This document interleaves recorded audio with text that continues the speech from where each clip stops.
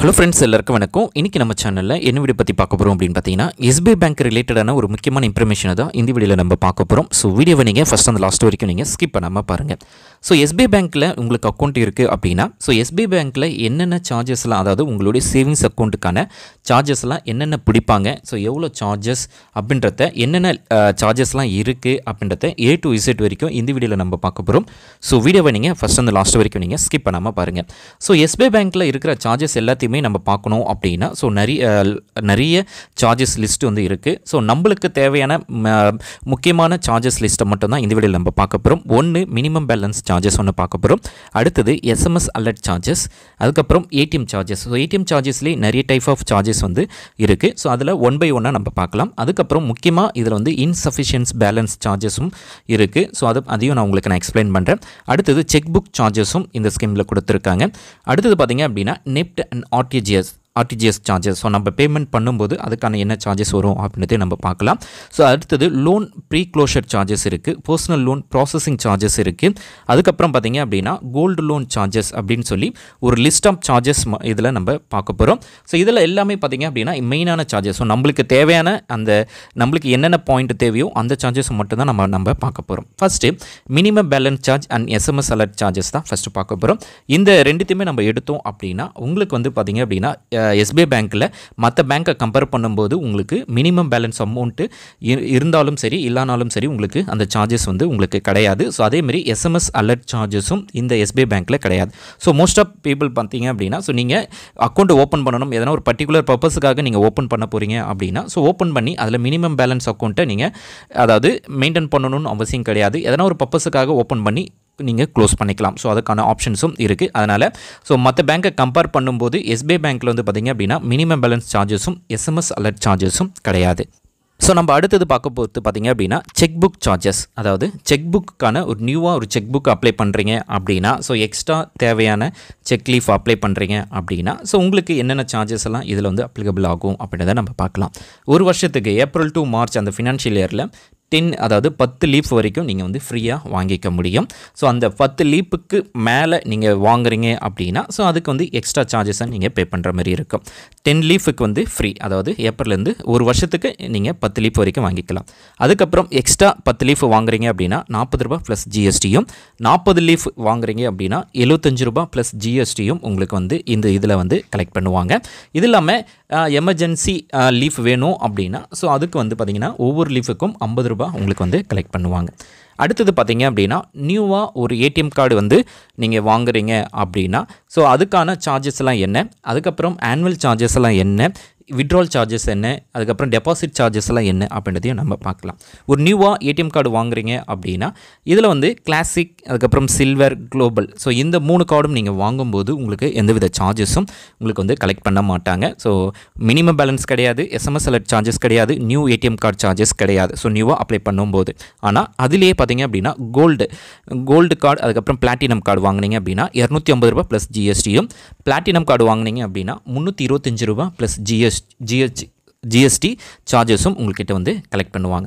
அடுத்தது புது கார்டு, அது சில்வர், அதாவது பார்த்திங்க அப்படின்னா பிளாட்டினம் சில்வர், கிளாசிக், அதுக்கப்புறம் குளோபல். ஸோ அதுக்கு வந்து நியூ கார்டுக்கு மட்டும்தான் கிடையாது. ஆனால் ஆனுவல் சார்ஜஸ் வந்து இருக்குது.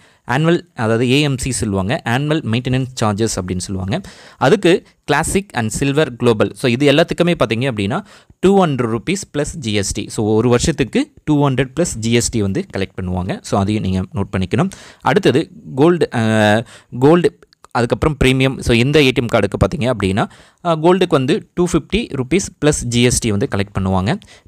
பிளாட்டினமுக்கு ₹325 ப்ளஸ் ஜிஎஸ்டி வந்து அதாவது சார்ஜஸ் வந்து கலெக்ட் பண்ணுவாங்க. ஸோ இது வந்து ஏடிஎம் ஆனுவல், ஒரு வருஷத்துக்கு ஒரு வாட்டி ஆனுவல் மெயின்டெனன்ஸ் சார்ஜஸ் அப்படின்னு சொல்லி கலெக்ட் பண்ணுவாங்க.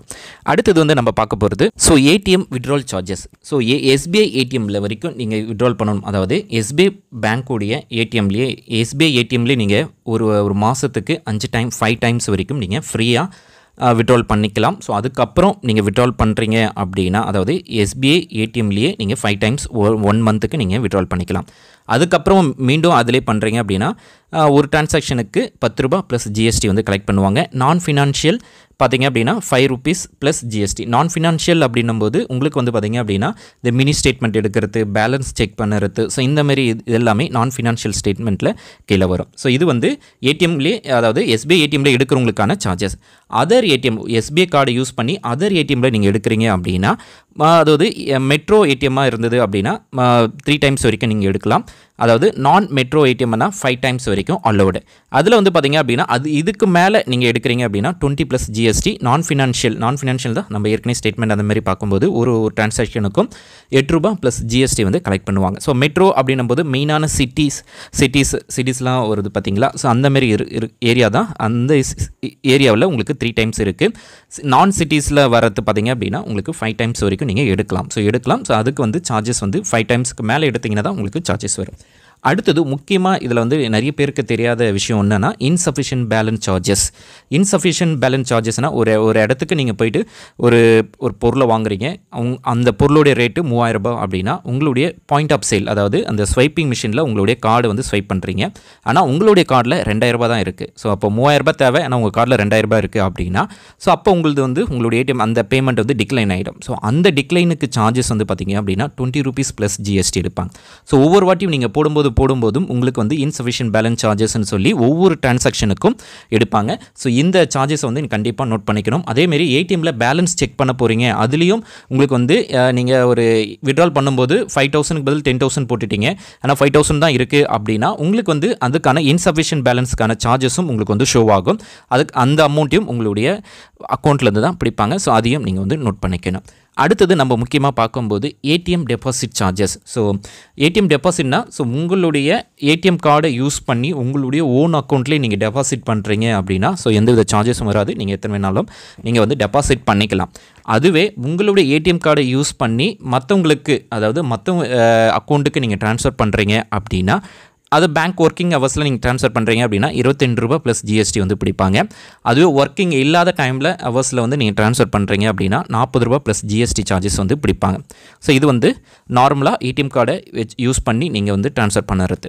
அடுத்தது ஏடிஎம் இல்லாமல் டெபாசிட் பண்ணும்போது பேங்க் ஒர்க்கிங் ஹவர்ஸில் உங்களுக்கு வந்து நார்மலாகவே 22 ரூபாய் ப்ளஸ் ஜிஎஸ்டி, அதாவது 25 ரூபாய் உங்களுக்கு வந்து பிடிப்பாங்க. நான் ஒர்க்கிங் ஹவர்ஸில் பார்த்திங்க அப்படின்னா ஜிஎஸ்டி 40 ரூபாய் ப்ளஸ் ஜிஎஸ்டி சார்ஜஸோடு பிடிப்பாங்க.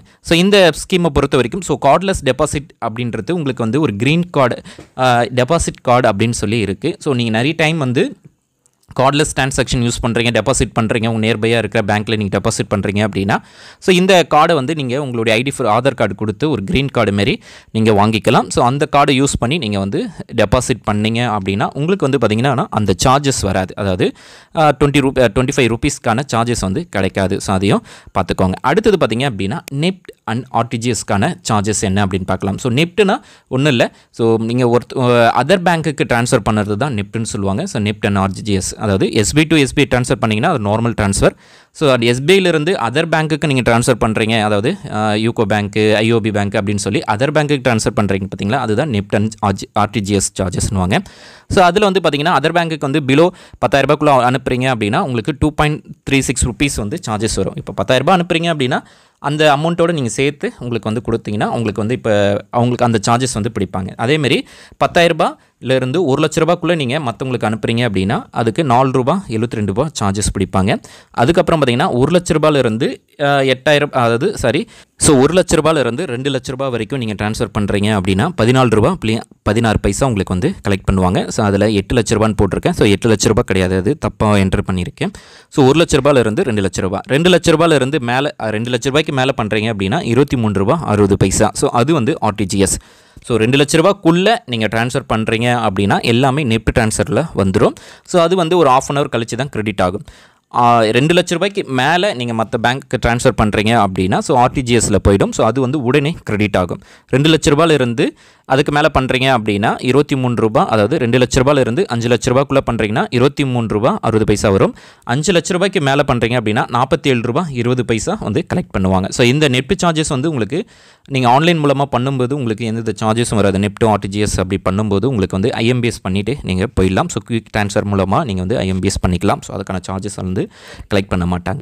அடுத்தது லோன் ப்ரீ க்ளோஷருக்கான சார்ஜஸ். ஸோ ஒரு லோனை நீங்கள் பர்சனல் லோன் எடுத்திருக்கீங்க அப்படின்னா நீங்கள் வந்து அதை க்ளோஸ் பண்ணுறீங்க அப்படின்னா அது வந்து 3% ப்ளஸ் ஜிஎஸ்டி சார்ஜஸ் வந்து கலெக்ட் பண்ணுவாங்க. ஸோ டோட்டலாக நீங்கள் அவுட்ஸ்டாண்டிங் என்ன அமௌண்ட் இருக்கோ, இப்போ ஒரு ஒரு லட்ச ரூபாய் இருக்குது, 1 லட்ச ரூபாய் நீங்கள் க்ளோஸ் பண்ண போகிறீங்க அப்படின்னா அந்த 1 லட்ச ரூபாய்க்கு 3% ப்ளஸ் ஜிஎஸ்டியை கலெக்ட் பண்ணிட்டு தான் உங்களுக்கு வந்து அந்த சார்ஜஸை நீங்கள் கூட சேர்த்து பே பண்ணுற மாதிரி இருக்கும், அவுட்ஸ்டாண்டிங் அமௌண்ட்டுக்கான சார்ஜஸ். அடுத்தது loan processing charges. So loan எடுக்க போகிறீங்க அப்படின்னா அதுக்கு 1.5% of charges, minimum 1000 rupees plus GST வரும், மேக்ஸிமம் பார்த்தீங்கன்னா 15,000 ரூபாய் ப்ளஸ் ஜிஎஸ்டி. ஸோ அதுக்கு மேலே போகாது, அது வந்து லோன் ப்ராசஸிங் சார்ஜஸ். அடுத்தது பார்த்திங்க அப்படின்னா gold loan charges. Gold loan charges பொறுத்த வரைக்கும் உங்களுடைய அமௌண்ட்டில் 0.50% அமௌண்ட்டு சார்ஜஸாக பிடிப்பாங்க. ஸோ மினிமம் அதுக்கு வந்து 500 சார்ஜஸ் ப்ளஸ் ஜிஎஸ்டி பிடிப்பாங்க, மேக்ஸிமம் பார்த்திங்க அப்படின்னா 10,000 ரூபாய் ப்ளஸ் ஜிஎஸ்டி உங்களுக்கு வந்து கலெக்ட் பண்ணுவாங்க.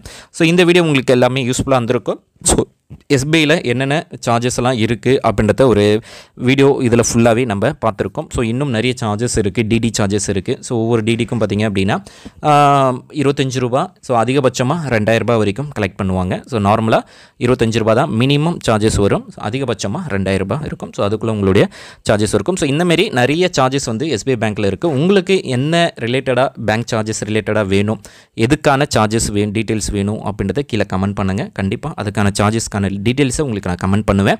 இந்த வீடியோ உங்களுக்கு யூஸ்ஃபுல்லாக இருக்கும்னு நினைக்கிறேன். ஸோ எஸ்பிஐயில் என்னென்ன சார்ஜஸ்லாம் இருக்குது அப்படின்றத நம்ம பார்த்துருந்தோம். ஸோ நெக்ஸ்ட் வீடியோவில் நம்ம வேறு வீடியோ நல்ல வீடியோட நம்ம சந்திக்கலாம். நம்ம நெக்ஸ்ட் வீடியோ சந்திக்கலாம். தேங்க்ஸ் ஃபார் வாட்சிங். Bye bye. தேங்க்யூ.